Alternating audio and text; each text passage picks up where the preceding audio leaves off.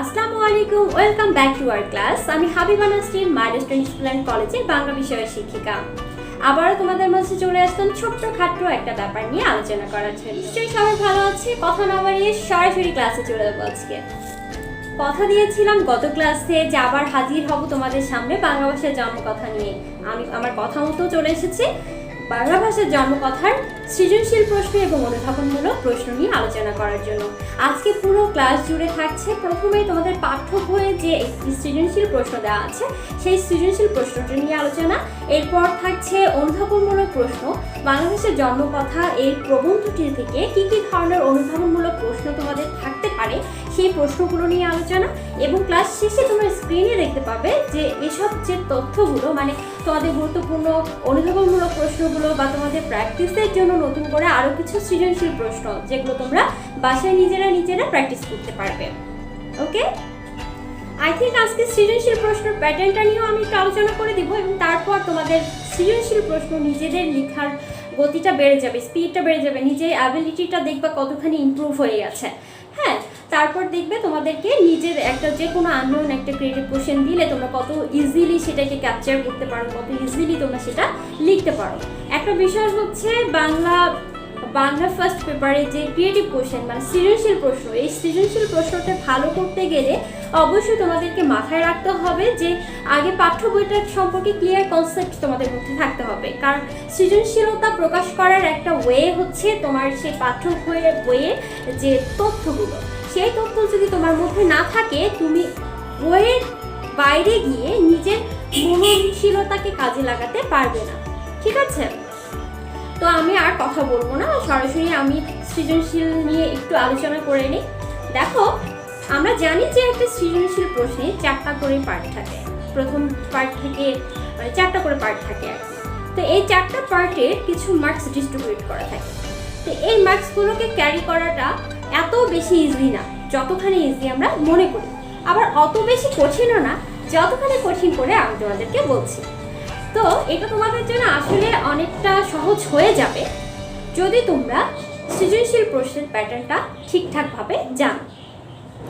এখন প্রথম যে পার্টটা থাকে মানে সৃজনশীল প্রশ্নের প্রথম যে ক নম্বর প্রশ্নটি থাকে সেই ক নম্বর প্রশ্নটাকে বলা হচ্ছে জ্ঞানমূলক প্রশ্ন। তো এই জ্ঞানমূলক প্রশ্নের উত্তরটা তোমাদেরকে দিতে হবে একটা শব্দে অথবা একটা লাইনে। তো আমরা চেষ্টা করব যে জ্ঞানমূলক প্রশ্নটাকে আসলে তোমার কপির সাথে অন্যের কপি কিভাবে ডিফারেন্সটা কোথায়, কিভাবে তুমি মার্কস বেশি ক্যারি করবা, অবশ্যই তোমার প্রেজেন্টেশনের উপরে। তো হ্যাঁ, যেখানে আমরা একটা ওয়ার্ডে প্রশ্নের উত্তর লিখলে নাম্বার পেয়ে যাচ্ছি সেখানে আমি তোমাদেরকে সাজেস্ট করবো যে তোমরা পুরো একটি বাক্যে ওটার উত্তরটা লিখতে। জ্ঞানমূলক প্রশ্নের উত্তরটা সরাসরি বই থেকে লিখতে হয়, বইয়ে যে শব্দটা দেওয়া আছে সেই শব্দটাই লিখতে হবে। সেজন্য তোমাদেরকে যে তোমরা এমসিকিউ যখন প্রিপারেশন নিবে তখন দেখা যাবে জ্ঞানমূলক প্রিপারেশনটা হয়ে যাবে ইজি। এরপরে আসা যায় খ নম্বরে হচ্ছে অনুধাবনমূলক প্রশ্ন। আমি জানি এগুলো সম্পর্কে তোমরা সবাই জানো, বছরের শেষ বয়সে এসে তোমাদেরকে আসলে এগুলো নিয়ে এত বলার কিছু নেই, তারপর একটু সোজা সাপটাভাবে ছোটোখাটো করে বলে দিচ্ছি যাতে তোমাদের আরেকবার রিভিউ হয়ে যাক, আরেকবার সহজ হয়ে যাক। আসলে যত বেশি প্র্যাকটিস করবা, যত বেশি রিয়েলাইজ করবা, যত বেশি অ্যানালাইজ করবা তত বেশি তোমাদের জন্য ভালো হবে। তো অনুধাবনমূলক প্রশ্নটা তোমাদেরকে লিখতে হবে দুটি পার্টে। অনুধাবনমূলক প্রশ্ন তোমাদেরকে লিখতে হবে দুটো পার্টে। তো প্রথম যে অনুধাবনমূলক প্রশ্নের প্রথম যে পার্টটা আছে, প্রথম যে আমরা যে স্টেপটা লিখবো, প্রথম যে স্তরটা লিখবো আর কি, তো সেখানে আমাদেরকে লিখতে হচ্ছে জ্ঞানমূলকে যেভাবে একটা লাইনে লিখেছি সেরকম একটা লাইনে লিখে তারপর পরের স্টেপে সেটা সম্পর্কে একটা ডিটেলস বর্ণনা তোমরা রাখবে। ঠিক আছে, এই গেল আমাদের অনুধাবনমূলক প্রশ্নটা। তা আমি যখন তোমাদের বইয়ের এই প্রশ্নটার সঙ্গে একদম মিল করে করে বর্ণনা করে দিব তখন দেখবা যে আমার এইগুলো কথাগুলোকে এত বেশি কঠিন তোমাদের মনে হবে না। এরপরে আসে যাক গ নম্বর প্রশ্নটা। ঠিক আছে, প্রয়োগমূলক প্রশ্ন মানে গ নম্বরে তাহলে যেটা থাকছে এটাকে বলা হচ্ছে প্রয়োগমূলক। তো প্রয়োগমূলকের আমাদের অ্যান্সার লিখতে গেলে 3টে স্টেপে লিখতে হবে। এই 3টে স্টেপের মধ্যে প্রথম আমরা লিখবো হচ্ছে প্রথম যে স্টেপটা থাকবে সেই স্টেপে আমাদের বর্ণনাগুলো সাধারণত আমরা জ্ঞান স্তরে যেরকম করে লিখেছি এই টাইপের টাইপের বর্ণনা থাকবে। এরপর দ্বিতীয় যে স্টেপটা থাকবে সেখানে আমাদের বইয়ের বা কবিতা বা গল্পের বর্ণনা থাকবে, এবং লাস্ট স্টেপে এসে আমরা উদ্দীপকমূলক মানে উদ্দীপক থেকে যে ইনফরমেশনগুলো আমাদের প্রয়োজন উদ্দীপকের আলোচনা আমাদেরকে রাখতে হবে। তবে এখানে আমার নিজের থিওরি থেকে তোমাদের জন্য একটা সাজেশন থাকবে এই যে তোমরা কখনোই উদ্দীপক এবং গল্পের বর্ণনা একই স্তরে দেওয়ার চেষ্টা করবে না। দুটোর জন্য দুটোর প্লেস আলাদা করে রাখতে হবে। প্রথমেই গল্পের বর্ণনা, এরপরে আসছে উদ্দীপকের বর্ণনা। 1 নম্বর প্রশ্ন তোমাদেরকে সিদ্ধান্তমূলক আলোচনা অবশ্যই দিতে হবে, তবে এই সিদ্ধান্তমূলক আলোচনার জন্য তোমাদের নতুন করে কোনো অনুচ্ছেদ করতে হবে না। তোমরা এই সিদ্ধান্তমূলক আলোচনাটা সাথে দিয়ে দিবে হচ্ছে উদ্দীপকের যে বর্ণনা থাকবে তার নিচে, ঠিক আছে? এগুলো আসলে বোর্ডে দেখালে ভালো হতো, বাট এই মুহূর্তে বোর্ডে দেখানো সম্ভব হচ্ছে না। যদি সম্ভব হতো আমি তোমাদেরকে দেখিয়ে দিতাম। তো আলোচনা করলে আর কি তোমাদের ক্লিয়ার হয়ে যাবে। তারপর আসছে তোমাদের হচ্ছে ঘ নম্বর প্রশ্ন। ঘয়ের মধ্যে অনেকখানি সিমিলারিটি আছে। ঘ নম্বরে গিয়ে জাস্ট তোমরা ওই যে সিদ্ধান্তমূলক যে আলোচনাটা আছে সেটার জন্য আলাদা একটা অনুচ্ছেদ করে দিবে, দ্যাটস ইট। তো আজকের বইয়ে আছে, ওই বইয়ের সৃজনশীল প্রশ্নটা তোমাদেরকে পড়ে শোনাচ্ছি, তারপর সেটা নিয়ে তোমাদের সাথে একটু আলোচনা করব। এখানে বলা আছে, পারমিতা 8ম শ্রেণীর ছাত্রী একদিন বাংলা ব্যাকরণের ভাষার বিভিন্ন বৈশিষ্ট্য পড়ার সময় দুটো বৈশিষ্ট্যের দিকে তার নজর আটকে গেল। বৈশিষ্ট্য দুটো হলো, ক, ভাষা যত কঠিন শব্দ দিয়েই শুরু হোক না কেন ক্রমান্বয়ে ব্যবহারের ফলে তা সহজ এবং সরল হয়ে ওঠে। যেমন চক্র থেকে চক্র, চক্র থেকে চাকা, চর্মকার থেকে চর্মকার, চর্মকার থেকে চামার, হস্ত থেকে হন্ত, হন্ত থেকে হাত। এখন এখানে দেখতে পাচ্ছি যে আসলেই কিন্তু ভাষার পরিবর্তনের মধ্যে দিয়ে বা ক্রমান্বয়ে ব্যবহারের মধ্যে দিয়ে এই ভাষাটার পরিবর্তন হচ্ছে, কিন্তু পরিবর্তনগুলো এমন না যে অনেক কঠিন হয়ে যাচ্ছে। এই ভাষাটা কিন্তু আমাদের জন্য আরো সহজ হয়ে যাচ্ছে, বোধগম্য হয়ে যাচ্ছে। এরকম একসময় এরকম সরলীকরণ হেতু হতে একটি নতুন ভাষার উদ্ভব হয়। তাহলে একসময় দেখা যাচ্ছে যে আমরা সংস্কৃত ভাষার ব্যবহারটা আমাদের ভাষায় বেশ ছিল, এজন্য আমরা বাংলা ভাষার মধ্যে সংস্কৃত ভাষার ব্যবহার করতে গিয়ে সেই শব্দগুলো ধীরে ধীরে সহজ হতে হতে ব্যবহারের মধ্যে দিয়ে সহজ হতে হতে এখন সহজ হয়ে গেছে, অনেক সহজ হয়ে গেছে আমাদের জন্য। তাহলে চক্র শব্দটা কিন্তু কঠিন, চক্রটা পরিবর্তনের মধ্যে দিয়ে চলে এসেছে চাকা, চাকাটা আমাদের কাছে অনেক ইজি। এরপর চর্মকার, সেই চর্মকার শব্দটা পরিবর্তিত রূপ হচ্ছে চামার, এই চামারটা কিন্তু আমাদের কাছে অনেক ইজি। এরপরে আসে হস্ত, আমরা কি বলবো না যে হস্ত দিয়ে ভাত খাই, হাত দিয়ে ভাত খাই আমরা, মানে হাত দিয়ে তুলে ভাত খাচ্ছি, আমি হস্ত দিয়ে তুলে ভাত খাচ্ছি, এটা বলতে কিন্তু আমাদের জন্য অনেক কঠিন শোনাবে। তো এটা যখন আমি হাত হিসেবে ব্যবহার করবো তখন কিন্তু এটা আমার জন্য ইজি হয়ে যাবে। তো ভাষা আসলে ভাষার মেইন উদ্দেশ্যটা কি, আমি আমার মনের ভাবটাকে ক্লিয়ারলি প্রকাশ করতে পারবো, এটাই হচ্ছে ভাষার মূল ভাব, মূল উদ্দেশ্য। এখন দেখা গেল যে হ্যাঁ আমি এমনভাবে ভাষার ব্যবহার করছি যে আমি যার কাছে আমার মনের ভাবটা প্রকাশ করতে চাচ্ছি সে বুঝতে পারছে না আমি কি বলছি, তাহলে ভাষার এই উদ্দেশ্যটা ফুলফিল হচ্ছে না। তাহলে ভাষার উদ্দেশ্য ফুলফিল করতে গেলে আমাদের ভাষাগুলোকে সুন্দরভাবে সাবলীলভাবে ব্যবহার করা উচিত। এরপর আসো খ নম্বরে, কালের পরিক্রমায় একটি ভাষা স্থানিক বা কালিক বিভিন্ন বৈশিষ্ট্য ধারণ করে বহুরূপী হয়ে ওঠে। যেমন ইন্দো ইউরোপীয় ভাষা বংশ থেকে সারা পৃথিবীতে বর্তমানে প্রায় 3500-এর মতো ভাষা ছড়িয়ে পড়েছে। আমরা কিন্তু গত ক্লাসে পড়েছিলাম যে একটা ভাষা বংশ থেকে বিভিন্ন ধরনের ভাষাগুলোকে একটা ভাষা বংশের আওতায় ফেলা হয়, মানে ওই ভাষাটা থেকেই আরো অনেক অনেক ভাষা নতুনভাবে তৈরি হয়। তো বাংলা ভাষার সাথে আমি কিছু ভাষার বৈশিষ্ট্যের মিলের কথা বলেছিলাম, এর মধ্যে আসামি ছিল, উড়িয়া ছিল। এখন উড়িয়া আসামি ছাড়াও কিন্তু দেখা যাচ্ছে কি এরকম ইন্দো ইউরোপীয় ভাষা বংশ থেকে কি হচ্ছে, এত এত ভাষার সৃষ্টি হয়েছে বা এত এত ভাষা রয়েছে যে সেটা কি হচ্ছে সারা পৃথিবীতে ছড়িয়ে পড়েছে। ওকে, পারমিতা ভাবতে থাকে, তোমাদেরকে ভাবতে হবে আসলে কি যে এগুলো ভাবারই বিষয়। দেখা যায় যে আসলে এত চমৎকার সবকিছু যা আসলে লজিস্টিক একটা ব্যাপার স্যাপার। তো এই ব্যাপারগুলো হচ্ছে আমরা বুঝলাম মোটামুটি ভাবে। তো কোশ্চেনে চলে যাই, কোশ্চেনে কি বলা হয়েছে দেখি। ক নম্বরে বলা হচ্ছে সংস্কৃত শব্দের অর্থ। এটা আমরা সবাই জানি সংস্কৃত শব্দের অর্থ। তাহলে এটাকে আমরা কিভাবে লিখতে হবে, আমাদেরকে কিন্তু একটা সেন্টেন্সে লিখতে হবে। তাহলে আমি লিখবো যে সংস্কৃত শব্দের আবিধানিক অর্থ হচ্ছে মার্জিত, সংশোধিত বা পরিশোধিত পরিশোধিত করা হয়েছে এমন। আচ্ছা, এরকম করে আমি একটা বাক্যে লিখে ফেললাম। এরপর বলা হচ্ছে কি যে একদল লোক বাংলাকে সংস্কৃতির মেয়ে মনে করতো কেন? গত ক্লাসে আমি বলে দিয়েছিলাম যে এটা তোমাদের গুরুত্বপূর্ণ একটা অনুধাবনমূলক প্রশ্ন, যে কেন বলে, বা একই কোশ্চেন দেখা যায় কি অনেক ধরনের অনেকভাবে আসতে পারে। অনুধাবনমূলক প্রশ্নগুলো বাস এরকমই দেখা যায় যে একই ধরনের কোশ্চেন, এগুলো একটু ঘুরিয়ে পেঁচিয়ে অন্যভাবে বিভিন্নভাবে চলে আসে তোমাদের। তা এখন বলা হচ্ছে একদল লোক বাংলাকে কেন সংস্কৃতির মেয়ে মনে করতো। তাহলে আমার অনুধাবনমূলক কোশ্চেন আমার দুটো প্যারায় লিখতে হবে। তাহলে প্রথম প্যারায় আমরা লিখবো কি যে বাংলা ভাষার সংস্কৃত শব্দ ব্যবহারের কারণে বা সংস্কৃত শব্দের ব্যবহার বাংলায় বেশ প্রচলন বেশি ছিল বলে একদল মানুষ সংস্কৃতের মেয়ে হিসেবে বাংলাকে মনে করতো বা বাংলাকে সংস্কৃতের মেয়ে মনে করতো। আসলে বাংলা ভাষা এমন একটা ভাষা যে একই কথা বিভিন্নভাবে বলা যায়, বিভিন্নভাবে প্রকাশ করা যায়। তো এটা এমন না যে আমি যেভাবে বলেছি তোমাদেরকে এইভাবেই লিখতে হবে। জাস্ট তোমাদের যেটা ফিল করতে পারছো তোমরা, তোমাদের যেটা মনে হচ্ছে যে হ্যাঁ আমি এটা এইভাবে বলতে চাই, জাস্ট আনসারটা হলেই হলো। মানে প্রকাশের সিস্টেমটা এক একজনের এক এক রকম, তোমরা এক একভাবে করতে পারো, ইজ ইন দ্য ফ্যাক্ট। এরপরে আসো বলা হচ্ছে কি যে আমরা গেল এটা হচ্ছে অনুধাবনমূলক প্রশ্ন, প্রথম স্টেপ চলে গেল। পরের স্টেপে এসে আমরা বর্ণনা কেন করবো যে আসলে কিভাবে আমাদের বাংলা ভাষার মধ্যে সংস্কৃত শব্দগুলো ব্যবহার হচ্ছিল, মানে কোন কোন শব্দগুলো সংস্কৃত শব্দ কিভাবে আমরা ব্যবহার করলাম, এগুলো সব ব্যবহারগুলোর প্রচলনটা কিভাবে হলো, এগুলো ডিটেলস বর্ণনা করে ফেলবো আমরা।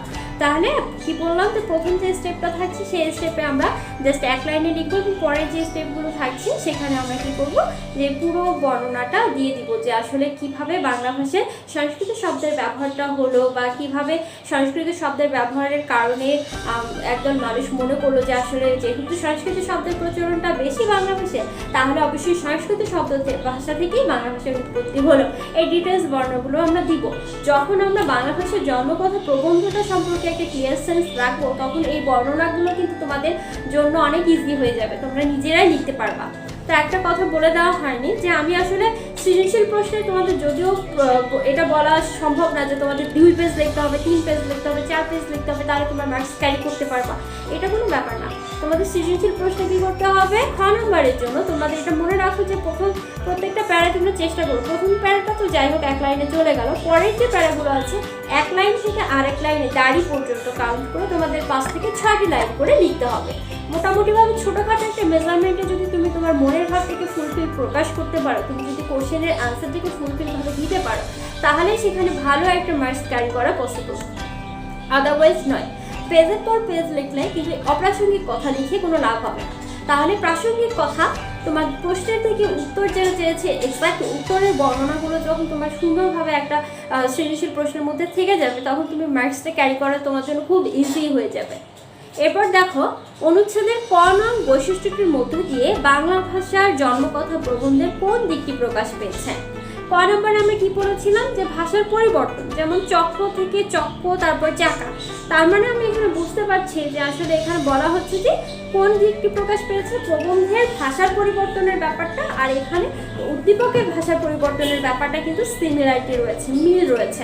তাহলে আমি ইচ্ছে করলে এখানে লিখতে পারি যে ভাষার পরিবর্তনশীলতার যে বর্ণনাটি এটি এখানে খুঁজে পাওয়া যায়, মানে ভাষা পরিবর্তনশীলতার দিকটি এই প্রবন্ধের ভাষা পরিবর্তনশীলতার দিকটি উদ্দীপকের সাথে মিল খুঁজে পাওয়া যায়, বা এই দিকটি প্রকাশ পেয়েছে। আচ্ছা সরি, এভাবে আগে বর্ণনাগুলো করে দেওয়া যায়। তারপরে আমি বলেছিলাম যে গল্পের বর্ণনাটা আগে হবে, তাহলে আমরা এখানে বাংলা ভাষার জন্মকথার মধ্যে কিভাবে বাংলা ভাষাটা জন্ম হলো, কোন কোন ভাষাগুলো পরিবর্তনের মধ্যে দিয়ে বাংলা ভাষাটা আসলো, এটা একটু শর্ট করে লিখবো যে কিভাবে পরিবর্তনটা হলো। এই পরিবর্তনের একটা ধারাবাহিকতা বর্ণনা করতে হবে আমার এখানে। এরপরে আসো তোমার উদ্দীপকের বর্ণনা। উদ্দীপকের বর্ণনা কয়ের অংশে দিব। একটা জিনিস মনে রাখতে হবে, এখানে উদ্দীপকে আমার দুটো স্টেপ আছে, ক আর খ, দুটো স্টেপ আছে। এখন আমাকে প্রশ্নে বলা হয়েছে ক নিয়ে আলোচনা করতে, আমি যদি খ নিয়ে সাথে আলোচনা, ভাবলাম যে একটু বড় হবে কোশ্চেনটা, একটু মার্কস ক্যারি করা পসিবল হবে, এই জন্য আমি কি করলাম, কয়ের সাথে সাথে ক্ষয়ও আলোচনা করে দিই। এটা কিন্তু হবে না, তাহলে এটাতে মার্কস ক্যারি করা পসিবল না। তাহলে এখানে আমাকে যেটা করতে বলা হয়েছে আমাকে সে সম্পর্কেই আলোচনা করতে হবে। তাহলে এখানে আমার ক নিয়ে আলোচনা করতে বলা হয়েছে, তাহলে কতে কিভাবে চক্র থেকে চাকা হলো, চর্মকর থেকে চামার হলো, এই বিষয়টা আমি উদ্দীপকের বর্ণনার এখানে লিখে দিব। আর একটা বিষয় তোমরা মাথায় রাখবে যে উদ্দীপকের বর্ণনা কখনোই সরাসরি লেখা যাবে না। মানে হচ্ছে এখানে তোমাদের এটা গল্প আকারে আছে, এটা নিয়ে খুব একটা বেশি কষ্ট তোমাদের হবে না, কিন্তু অনেক ক্ষেত্রে দেখা যায় উদ্দীপকগুলো কবিতা আকারে দেওয়া থাকে। এখন কবিতাগুলো দেখা যায় আমি বুঝতে পারছি না কবিতাতে কি বলা আছে, আমি উদ্দীপকের বর্ণনাতে পুরো কবিতার লাইনগুলো উঠাই দিলাম, তাহলে এখানে তোমরা একদম মার্কস পাবে না। তোমাদেরকে এই মার্কসগুলো ক্যারি করার জন্য কি করতে হবে, ওই কবিতার লাইনগুলোকে তোমার অ্যানালাইজ করতে হবে যে আসলে এখানে কবিতাটা দ্বারা লাইনগুলো দ্বারা কি বোঝানো হচ্ছে, এখানে আমি কি লিখতে পারি। তো আগে কবিতার ওই লাইনগুলোকে ভালোভাবে বুঝে দেন আমার ওই লাইনগুলোকে ইউজ করতে হবে, আবার ওই মূল ভাবটাকে ইউজ করতে হবে। ঠিক সেরকম যে আমরা যদি চিন্তা করি যে কবিতা বাদ দিয়ে গল্প আকারে দেওয়া আছে, তাহলে আমাদের জন্য বেশি সহজ, সরাসরি পুরো গল্পটা আমি লিখে দিব। পুরো গল্পটা আমার লিখে দেওয়া যাবে না, পুরো গল্প লিখে দেওয়া যাবে না। পুরো গল্পটাও যদি আমি লিখে দিই তাতেও আমার জন্য এটা খুব খারাপ হয়ে যাবে, মানে মার্কসগুলো ক্যারি করতে আমরা পারবো না। তাহলে এখানে আমাদের কি করতে হবে, আমি যাতে উদ্দীপক যেটাই থাকুক না কেন আমি মূল ভাবকে ঠিক রেখে আমার মতো করে লিখবো, আমি আমার মতো করে ভাষাগুলোর ব্যবহার করবো। ঠিক আছে, তাহলে আমাকে আমার মতো করে ভাষার ব্যবহার করতে হবে, আমার মতো করে কথাগুলোকে লিখতে হবে, কিন্তু সরাসরি লেখা যাবে না, যা দেওয়া আছে সেটা লেখা যাবে না। ঠিক আছে, ওকে। এরপরে দেখো এখানে সিদ্ধান্তমূলক কথা, মানে যখন আমি দেখলাম যে হ্যাঁ গল্পের মধ্যে প্রবন্ধের যে ভাষার পরিবর্তনশীলতা আর এখানে উদ্দীপকের ভাষার পরিবর্তনশীলতার বর্ণনা আমি দিয়ে ফেলেছি, তখন আমাকে সিদ্ধান্তমূলক একটা লাইন, অ্যাটলিস্ট একটা লাইন হলেও রাখতে হবে যে তাহলে আমরা পুরো আলোচনা থেকে বুঝতে পারলাম বা এখান থেকে দেখা গেল যে আসলেই বাংলা ভাষার জন্মকথা প্রবন্ধে যে ভাষার পরিবর্তনশীলতার দিকটি রয়েছে সেটির সাথে উদ্দীপকের ক অংশের বৈশিষ্ট্যে মিল খুঁজে পাওয়া যাচ্ছে। এটা আমরা কি করব, এই লাইনটুকু আমরা এই উদ্দীপকের বর্ণনার শেষে অ্যাড করে দিব। এটা গেল আমার গ নম্বরের জন্য। এবার ঘ নম্বর কোশ্চেনটা দেখি। পারমিতা পঠিত খ নং বৈশিষ্ট্যটি বাংলা ভাষার জন্মকথা প্রবন্ধের আলোকে বিশ্লেষণ করে। তাহলে এখন দেখা যায় উদ্দীপকের খ নম্বরটা যদি আমি পড়ি তাহলে কি পাচ্ছি, দেখো এখানে বলা আছে কালের পরিক্রমায় একটি ভাষায় স্থানিক এবং কালিক বিভিন্ন বৈশিষ্ট্য ধারণ করে বহুরূপী হয়ে ওঠে। এখন স্থানিক আর কালিক শব্দটার অর্থ কি এ সম্পর্কে আমাদের ধারণা রাখতে হবে, তাছাড়া আমরা এখানে আনসার করতে পারবো না।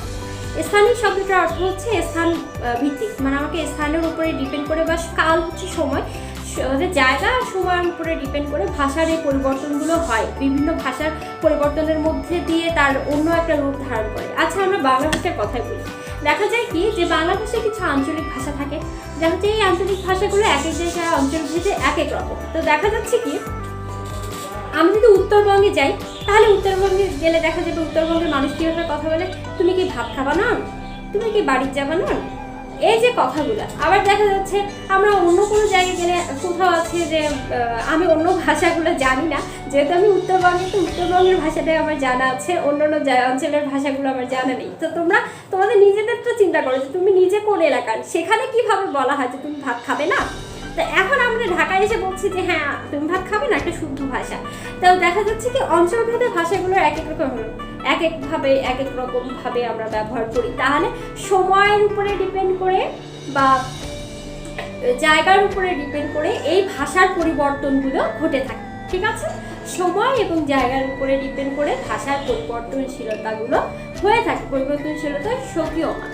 তাহলে এগুলো কি করতে হবে আমাদের, তাহলে এখানে দেখো কি বলা হচ্ছে, পরিমিতা পঠিত খ নং বৈশিষ্ট্যটি বাংলা ভাষার জন্মকথা প্রবন্ধের আলোকে বিশ্লেষণ করো।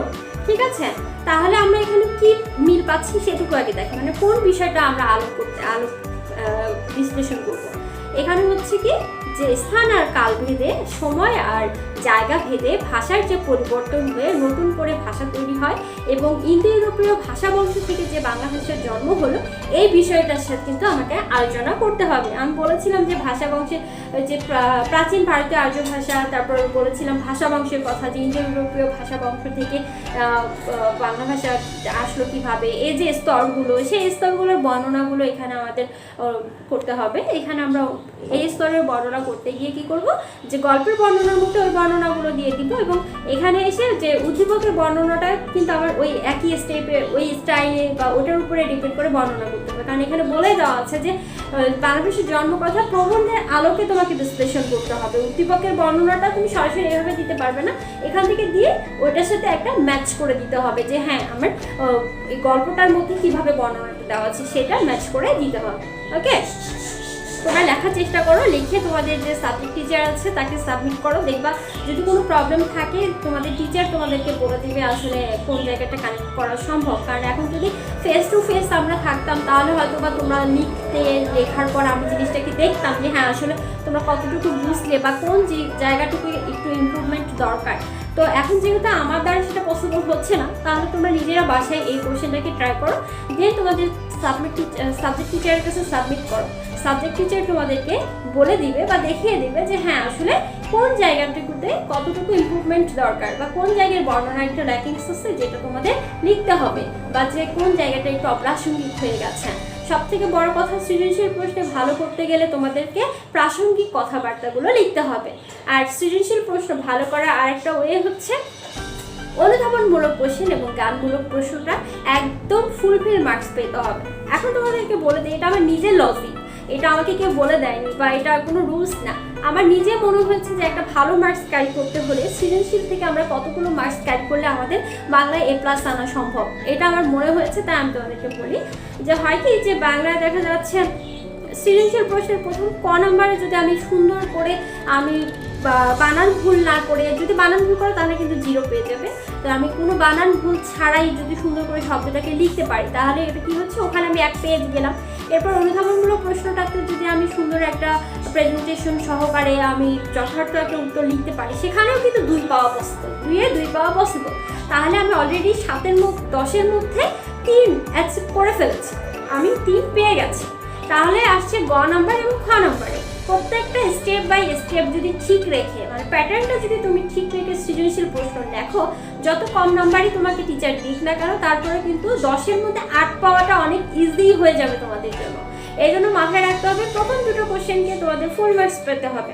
খ নম্বরে যদি তুমি একটু ভুলভাল করো, যে খ নম্বরের জ্ঞান স্তরের জায়গাটুকুতে যদি ভুল করো তাহলে কিন্তু নাম্বার পাবে না।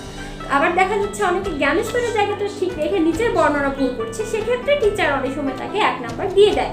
কিন্তু আমাদের চেষ্টা করতে হবে অনুধাবনমূলক প্রশ্নটা একদম ফুলফিল একটা মার্কস ক্যারি করতে। ওকে, তাহলে এই ছিল আজকের আমাদের সৃজনশীল প্রশ্ন। অনুধাবনমূলক প্রশ্নগুলো আমি দিয়ে দিব। আসলে সৃজনশীলের আলোচনাটা এত গভীর আলোচনা বা এত বড় আলোচনা যে 20 মিনিট 30 মিনিটের ক্লাসে এটা বলে দেওয়া সম্ভব না। দেখা যাচ্ছে আজকে আমি হয়তো বা ক্লাসে থাকলে, ফেস টু ফেস থাকলে তোমাদেরকে একটু অংশ বলে দিতাম, সেই অংশটা তোমরা চেষ্টা করলে পরের দিন হয়তো আমি বাকি অংশ বলে দিতাম। এরকম করে করে হয়তো বা আমাদের সৃজনশীলের ইমপ্রুভমেন্টটা আনার দরকার ছিল। কিন্তু এখন করোনা পরিস্থিতি এমন হয়ে গেছে যে আমরা চেষ্টা করলেও হয়তো বাচ্চা পাচ্ছি না সেগুলো করতে। কিন্তু তোমরা সাবজেক্ট টিচারের সাথে প্রতিদিন কথা বলো, তোমাদের সৃজনশীল নিয়ে কথা বলো, প্রবলেমগুলো নিয়ে বলো, প্রতিদিন বাসায় একটা করে হলেও সৃজনশীল প্রশ্ন লেখো। তাহলে এটা তোমাদের কি হবে, সৃজনশীল লেখার ক্যাপাসিটি বেড়ে যাবে, তোমাদের সৃজনশীল লেখার যে অ্যাবিলিটিটা বেড়ে যাবে। এই অ্যাবিলিটিকে গেইন করতে হবে তোমাদের, এটা এনি হাউ গেইন করতে হবে। এই জন্য তোমরা নিজেদের থেকে একটা করে সৃজনশীল প্রতিদিন লিখবে। আর প্রত্যেকটা চ্যাপ্টার থেকে অনুধাবনমূলক প্রশ্নগুলো, একটা করে চ্যাপ্টারে কী কী ধরনের অনুধাবনমূলক প্রশ্ন আসতে পারে, তোমরা যদি বিভিন্ন সালের প্রশ্নগুলোকে, বোর্ডের প্রশ্নগুলোকে নিজেরা অ্যানালাইজ করো, তো নিজেরা দেখার চেষ্টা করো যে আসলে কোন প্রশ্ন কোন চ্যাপ্টার থেকে কবে এসেছিল, তাহলে কিন্তু এখানে তোমাদের হবে কি, তোমাদের নিজেদের পাওয়ারটা বেড়ে যাবে যে আমি কিভাবে কোন কোশ্চেনটা ইম্পর্টেন্ট, এটা তোমরা নিজেরাই বুঝতে পারবে। তোমরা নিজেরা বুঝতে পারবে, দেখা যাবে প্রশ্নের প্যাটার্ন কী ধরনের হয়, কী ধরনের কোশ্চেন, ক্রিয়েটিভ কোশ্চেনগুলো আসে, এগুলো সবই তোমরা বুঝে যাবে। তো এটা তোমাদের নিজেদের করা উচিত। এখন যেহেতু তোমাদের হাতে অনেক বেশি সময়, তো আমি ক্লাসটা এখন শেষ করে দিব। তার আগে একটু ছোট করে তোমাদেরকে অনুধাবনমূলক কোশ্চেন কোনগুলো আসে এখান থেকে সাধারণত সেই প্রশ্নগুলো একটু বর্ণনা করে দেয়। আর শেষে আর কি তোমাদেরকে বলে দেওয়া হবে, স্ক্রিনে দিয়ে দেওয়া হবে, তোমরা সেই কোশ্চেনগুলো বাসায় নিজেরা পড়বে। ঠিক আছে, একটু পড়বে, লেখার চেষ্টা করবে, তাহলে হবে। আর টিচারের সাথে কন্ট্যাক্ট করে সাবজেক্ট টিচার একটু বলবে যে কোন প্রবলেম থাকলে সাবজেক্ট টিচারের সাথে কন্ট্যাক্ট করবে অবশ্যই। দেখো, বাংলা ভাষার জন্মকথা থেকে আমি অনেক বোর্ডের কোশ্চেনগুলোকে অ্যানালাইজ করে তারপর তোমাদের মাত্র খুব অল্প কিছু অনুধাবনমূলক কোশ্চেনকে কালেক্ট করতে পেরেছি। আমার ধারণা এর বাইরে থেকে কোনো অনুধাবনমূলক কোশ্চেন আসবে না। সাধারণত একটা করে চ্যাপ্টার থেকে কিছু একটু ভালো করে দেখলেই তোমরা বুঝতে পারবে যে কোন কোন ধরনের প্রশ্নগুলো এখান থেকে আসতে পারে। তো বাংলা ভাষার জন্ম কথা, এখান থেকে কি কি ধরনের প্রশ্ন হতে পারে? তো ভাষা ধর্মই হলো বদলে যাওয়া, ব্যাখ্যা করো। প্রথম অনুধাবনমূলক প্রশ্নটা হচ্ছে ভাষার ধর্মই হলো বদলে যাওয়া, ব্যাখ্যা করো। এরপরে আসছে বাংলা সংস্কৃতির মেয়ে, ব্যাখ্যা করো বা বর্ণনা করো। আমি আবার বলে নিচ্ছি, একই প্রশ্ন বিভিন্নভাবে আসতে পারে, একই প্রশ্ন একটুখানি ঘুরিয়ে পেঁচিয়ে আসতে পারে।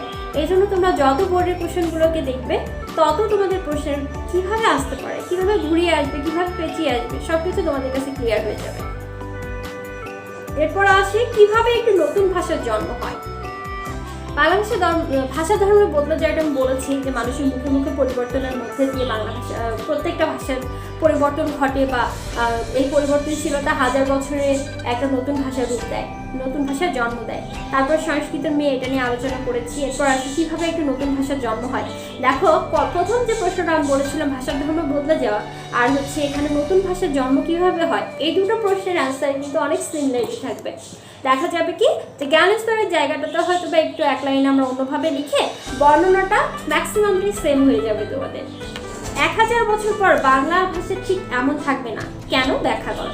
দেখো, আমি আবার বলে দিচ্ছি যে একটা চ্যাপ্টারের মধ্যে অনুধাবনমূলক প্রশ্নগুলো আলাদা আলাদা হলেও দেখা যায় কি প্রশ্নের মধ্যে এত কাছাকাছি কিছু উত্তর থাকে যেগুলোকে আমরা প্রথম জ্ঞান স্তরের জায়গাটাকে এক লাইনে আলাদা হবে, ঠিক আছে, এক লাইনে আলাদা করে লিখলাম, কিন্তু পরের যে বর্ণনাটুকু আছে এই বর্ণনাগুলো কিন্তু অনেক কোশ্চেনের সিমিলার হয়ে যাবে।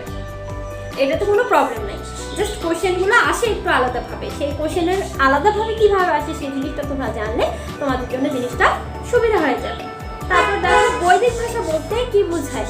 ওই যে বলেছিলাম যে ঋগ্বেদের মন্ত্রগুলো যে ভাষায় লিখিত হতো, ঋগ্বেদের মন্ত্রগুলো যে ভাষায় লিখিত হতো সেই ভাষাগুলোকে নাম দেওয়া হয়েছিল বৈদিক ভাষা, ঠিক আছে? সেই ভাষাগুলোকে নাম দেওয়া হয়েছিল বৈদিক ভাষা। প্রাচীন ভারতীয় আর্য ভাষায় লিখিত হতো ঋগ্বেদের মন্ত্রগুলো, কিন্তু পরবর্তীতে ওই যে অনুসারীরা ছিলেন, মানে ওই বেদের অনুসারীরা যারা ছিলেন, তারা কি করেছিলেন, মুখে মুখে ওগুলোকে মুখস্থ করে রেখেছিলেন এবং সেগুলোকে মুখে মুখে তারা বলতেন। এই মন্ত্রগুলোর যে ভাষায় লিখিত ছিল, পরবর্তীতে এটার নাম দেওয়া হচ্ছিল বৈদিক ভাষা। আচ্ছা, বাংলা ভাষার উৎপত্তি সম্পর্কে দুজন পণ্ডিতের মতামত তুলে ধরো। এখন তোমাদের মনে হতে পারে যে আমরা এতক্ষণ বই পড়ে আসলাম, ভাষাবিদ বা ভাষাতাত্ত্বিক, হঠাৎ করে পণ্ডিত কেন বলে দিয়েছেন, তাই না? এগুলো তোমাদের এটা নিয়ে টেনশনের কিছু নেই। পণ্ডিত বলতে এখানে ভাষাতাত্ত্বিকদেরকে বোঝানো হয়েছে, যে দুজন ভাষাতাত্ত্বিকের কথা আমরা লিখে দেবো। এখানে কয়েকজনের কথা বলা আছে, জর্জ আব্রাহাম গ্রিয়েশনের কথা বলা আছে, ডক্টর সুনীতি কুমার চট্টোপাধ্যায়ের কথা বলা আছে, শহীদুল্লাহর কথা বলা আছে। যাই হোক, আমরা কি করবো, এখান থেকে খুব মোস্ট ইম্পর্টেন্ট যেগুলো বেশি আসলে গ্রহণযোগ্য যে মতামতগুলো আছে সেরকম দুটো মতামত আমরা এখানে তুলে ধরবো। এরপর বলা আছে ভারতীয় আর্য ভাষার 3টে স্তর ব্যাখ্যা করো। বলেছিলাম ভারতীয় আর্য ভাষার 3টে স্তর, যে হচ্ছে যীশুখ্রিস্ট জন্মের আগেই এই ভারতীয় আর্য ভাষার মধ্যে 3টা স্তর দেখা গিয়েছিল। প্রথমটাকে বলা হচ্ছে বৈদিক ভাষা, এরপর আসছে সংস্কৃত, তারপরে আসছে হচ্ছে প্রাকৃত ভাষা। তো এই ভাষাগুলো হচ্ছে 3টে স্তর। তোমরা যখন বর্ণনা করবে কত খ্রিস্টপূর্বাব্দ থেকে কত খ্রিস্টপূর্বাব্দ বা কত অব্দ পর্যন্ত এগুলো ভাষার প্রচলন ছিল, সেই বর্ণনাগুলো ওই লেখার মধ্যে তোমাদের থাকবে।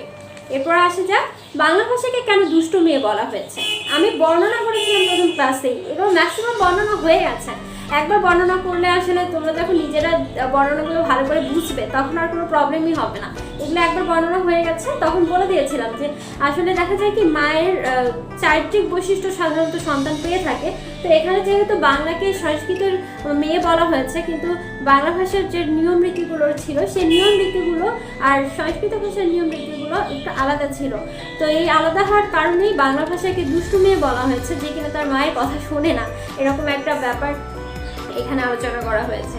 এরপর লাস্ট যে কোশ্চেনটা আছে সেটাকে বলা হয়েছে ভাষাকে স্রোতবাহী নদীর সাথে তুলনা করা হয়েছে কেন। স্রোতবাহী নদী মানে স্রোত সহকারী যে নদীটা, মানে যেটা প্রবাহমান, যেটা প্রবাহ হয়ে যাচ্ছে, ঠিক আছে? এখন দেখো, যে নদীটা প্রবাহিত হয়ে যায় সেটা কিন্তু কখনো থেমে থাকে না। তার মানে হচ্ছে ভাষাও কখনো থেমে থাকে না, ভাষাও সবসময় প্রবাহমান।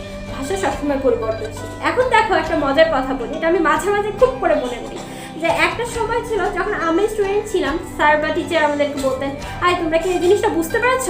তখন আমরা বলতাম ইয়েস স্যার, বুঝতে পেরেছি স্যার, এরকম টাইপের একটা কথা। তো আমি আমার টিচিং প্রফেশনে আসার প্রথমে একটা কোচিং সেন্টারে কাজ করতাম। তো তখন আরও একটু বাচ্চা লাগতো। তো দেখা যেত কি ওই কোচিং সেন্টারে যাওয়ার পর আমি যখন ক্লাসে যেতাম, তো ক্লাস নিতে নিতে আমি যদি বলতাম তোমরা কি এই জিনিসটা বুঝতে পেরেছ, তো কোচিংয়ের বাচ্চাগুলো আমাকে বলতো ইয়ো মিস, ইয়াপ মিস। তো আমিও কিন্তু ওই ইয়ো বা ইয়াপ বলতে বুঝে নিতাম যে তারা আমাকে বোঝাতে চেয়েছে যে তারা এই জিনিসটাকে বুঝতে পেরেছে, ঠিক আছে। এখন আগে ছিল ইয়েস মিস, এখন হয়ে গেছে ইয়াপ মিস।